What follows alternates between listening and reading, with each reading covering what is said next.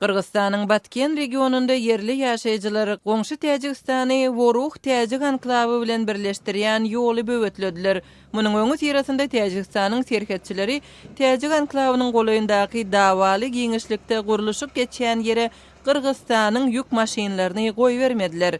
Woruh anklawynyň golaýynda Kırgızstanyň gara ýol gurmak boýunça proýekti ýanwar aýynda ok atyşykly wakanyň döremegine sebäp bolupdy. Şonda Kırgızstanly we Täjikstanly serhetçiler yaralanypdy. Ortiýetde näwelli hakerler prezidentiň web saýtyna güýçli hüjüm amalaşdyrdylar. Ortiýetiň Merkezi banky hem öz web saýtynyň hüjüm astyndadygyny aýtdy.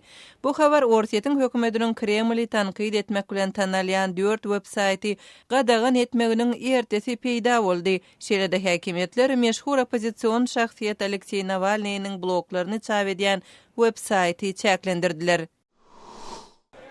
Pakistanda öz janynyň geçen hüjümçiniň polisiýa hüjüm etmegi zerarly adamdan 9 sany raýat helak boldy we 30dan gowrak adam yaralandy. Partlama Peşawar şäheriniň golaýynda boldy. Bombaçy polisiýanyň awtoulogynyň golaýynda bombasyny partlatdy. Partlama Taliban hereketiniň Pakistanyň hökümeti bilen parahatçylyk ugrundaky gepleşikleriň öňü sirasynda 1 martda eglan eden bir aýlyk ýaraşyk döwrüniň dowamynda boldy.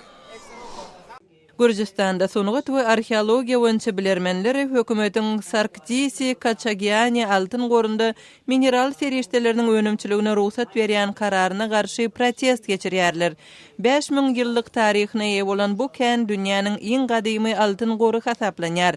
Gürjistanyň Medeniýet ministrligi 2013-nji ýylda altyn goryň medeni miras statusyny ýetirdi. Bu bolsa RMG şirketiň altyn käninde önümçilik işlerine başlamagyna ruhsat berýär.